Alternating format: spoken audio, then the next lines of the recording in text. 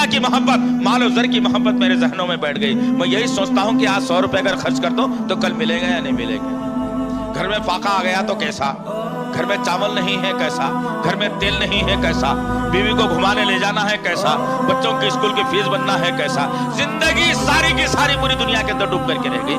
رب پر سے توکل ہمارا ختم ہو گیا. وہ لوگ کیسے تھے جن کے سامنے اسلام کی سربلندی تھی؟ تبوک کا موقع آ گیا، خرچ کرنے کی باری آئی اسلام کو دینے کی. دنیا کی محبت ان کے پاس نہیں تھی. حضرت سعید بن زید رضی اللہ تعالی عنہ مدینے کی سرزمین پر ہیں، کوئی جاننے پہچاننے والا نہیں. خلاش کی زندگی، غربت کی، مفلسی کی زندگی. اصحاب صفہ میں شمار، کوئی بھیج دیا تو کھا لیا، نہیں تو نہیں کھایا. لیکن جب تبوک میں خرچ کرنے کی باری آئی، عثمان بن عفان نے ڈھیر سارا خرچ کر دیا، ابوبکر نے سارا سامان لا کر کے ڈال دیا، عمر بن خطاب نے سامان کو لا کر کے ڈال دیا. مسجد نبوی کا صحن انبار لگ گیا، مال کی، سونے چاندی زیورات سے ایک انبار کا شکل اختیار کر گیا. سعید بن زید رضی اللہ تعالیٰ عنہ جن کے پاس دینے کے لیے کچھ نہیں تھا، بیٹھے بیٹھے سوچ رہے ہیں کہ اللہ کیسا مفلس تو مجھے بنا دیا کہ میرے پاس بھی اگر ہوتا تو میں لا کر نبی کی خدمت میں پیش کرتا، میرا بھی مال اسلام کے کام آ جاتا. اچانک دماغ کھلا اور مسجد نبوی کے باہر نکلے، ایک یہودی کے پاس جاتے ہیں اور کہتے ہیں کہ ایک دن کی مزدوری کر لوں گا، شام تک جو بھی مزدوری میں کروں اس کی اجرت مجھے چاہیے. وہ آدمی ایک دن کے لیے کام پر رکھتا ہے. کام پر بھی کیا رکھتا ہے؟ وہ کہتا ہے کہ ڈول سے پانی سیننا ہے اور میرے کھیت کو پانی سیراب کرنا ہے.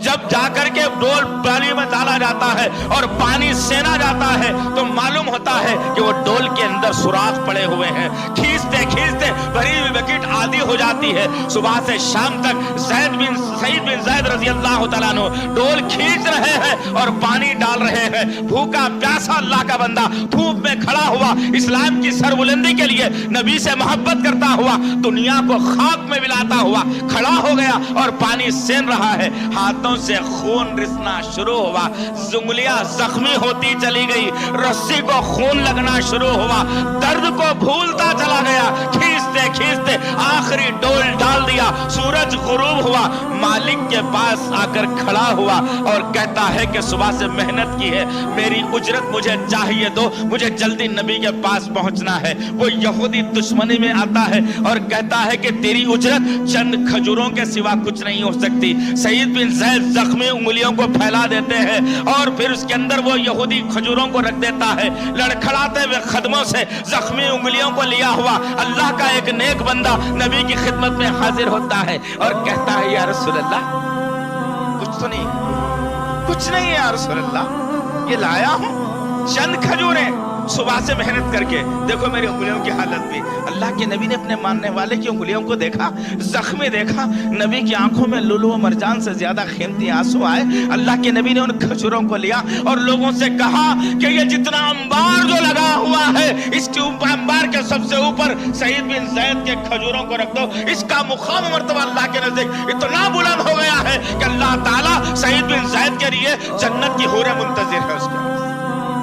یہ کب ہوگا دوست؟ دنیا کی محبت اتنی کہ مت کے انسان نکالنے پر تلا ہوا ہے.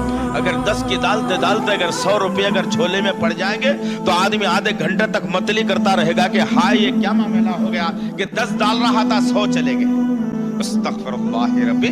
یہ دونوں چیزیں آج مسلمانوں کو لے کر کے ڈوب رہی ہیں. موت کا خوف ختم کر دیا مسلمانوں نے. ڈرنا ہے ضرور، موت سے ڈرنا ضرور ہے.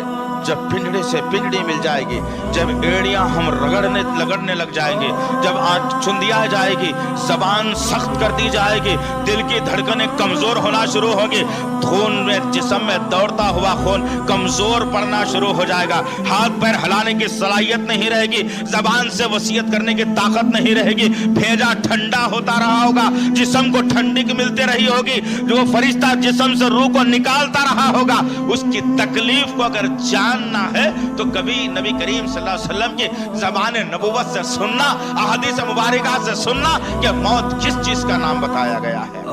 اس کا احساس نہیں ہے مجھے ہو رہا. کئی لوگ مر جاتے ہیں، ہم دیکھتے ہیں، لے جاتے ہیں، دفنا دیتے ہیں، آ جاتے ہیں، میں سمجھتا ہوں کہ مجھے تو مرنا ہی نہیں. عبرت حاصل کرنے کی چیز تھی وہ.